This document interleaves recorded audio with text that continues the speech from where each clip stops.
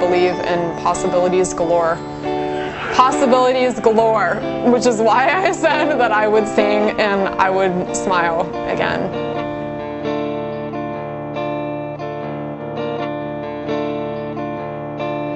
Now just at the end, just tell the camera your name and a little bit about yourself and what's actually brought you here. My name's Renee Elizabeth Rusnak, and well, a little bit about myself. I don't know, I'm many things. I'm here because I had acoustic neuroma surgery on October 11th, and that was 2004, 2004, right? And I'm obviously experiencing some right side paralysis, so I'm here to rehabilitate my muscles and to get back to where I was before. All right, great. I think inside I knew that I was just naturally beautiful, and that one of the things that completely defined me was I had this extraordinary, really big smile that people complimented me on a daily basis. I probably took her to 50 different doctors, physicians, acupuncture therapists, physical fitness gurus, you know, you name it, chiropractors, you name it, it's like we've gone there. I was modeling during this entire time, and unfortunately, most of the doctors that I saw felt that I looked like a very healthy female. You know, I got the aha moment last July, and I didn't want to face it.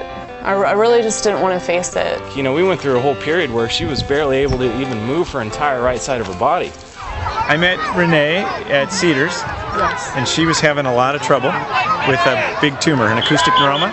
It was over 4 centimeters, and it was pushing on the brainstem and causing her a lot of balance problems. This is a montage of the tumor at different cuts in Renee's head, and that's a very large tumor.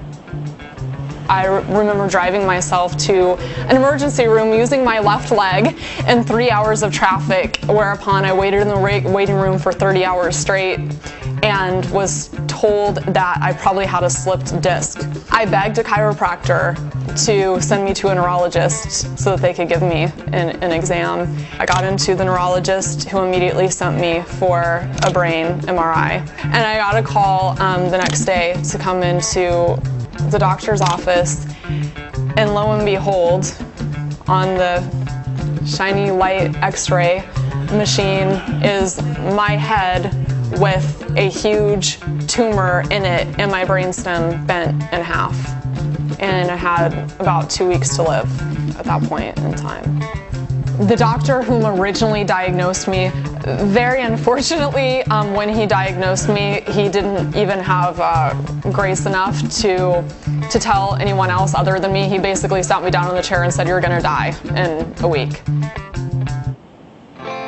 Aria hit bottom with her illness, and after 10 years of being misdiagnosed, probably having 6 to 8 weeks to live, she called me and had been crying for a couple of hours, and we spent 2 hours and just broke it down. And it was really possible because of the truth that we had created between us and the trust that was there, so that she could see that she had been choosing death, and that in fact, she said to me, "I always knew I was going to die when I was 30.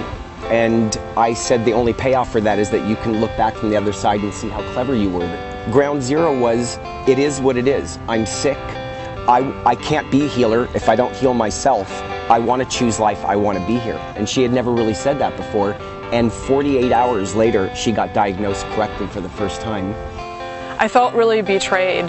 And I think that was the biggest death for me, because I had had such an extraordinary belief in God and what I considered to be really positive aspects of life. Kind of the thing that I guess I battled with this entire process was, how does somebody that's this beautiful, that is shining this much light, is this dedicated to love, is this dedicated to self-fulfillment and spirituality, and how could God continue to punish somebody on this extraordinary level? I truly believe that most people would just have given up and would not have, even if it's not giving up in the fact that they're going to give up and be done with their life, they're going to give up hope. I had to stay on people's couches basically, during my recovery period, because I had no money, I went back to what I had always done, which is prayer, which was the thing that got me to the surgery to begin with and the thing that got me through it. So now I'm going back to prayer again. At this point in time, one of my girlfriends whom I had been living with, her father was having a fundraiser. And I remember she called me on the phone and said, "How much money do you need? If you can think of any grandiose amount of money that you would want, how much do you need?" And we thought of a very grandiose amount of money and said $57,000. It was like Boy Scouts of America, you know, the Red Cross, and Renee Area, you know, choose your charity. And they just had it all worked out. I got a call from her about a week later saying that they raised exactly $57,000 for me. So this was an extraordinary, again, turning point for me. And I want to go to restaurants and I want to smile at people, and people are commenting back to me saying, "Smile," and you can't smile. I couldn't smile at all. Well, you approached it a good way. Some patients, you know, are the opposite. They're upset, as they should be. I mean, God. But they sit on their duff and they don't do anything. But you said, look, I'm not going to live this way. I don't want to be this way. And I'm going to do every damn thing I can to get better. And you did. I can't say per se that I feel transformed. I can say that I have a mission right now. And my mission is to share my story and to share my journey. So I feel like it was like a death and a new beginning almost. What I do, I would do for nothing. I really would, because it's a gift. You can help people, and I think people that don't have that experience in their life, it's unfortunate. I have her love, she has mine. There's a dedication there that's just truth, and that's what makes the entire process so awesome. I do have the strongest woman on the face of the earth. I have really remarkable people in my life that teach me such incredible things all the time. I mean, the reason why I am how I am is because of the inspiration that I've received from the males and the females around me. I think I've been very blessed with empowered people in my life, very accountable people. I wrote a poem about her. So it says, acoustic neuroma, a deceptive aroma of sound. When these beautiful words mean a thing meant to put your gem of a brain in the ground. Acoustic neuroma named for sound it will never hear.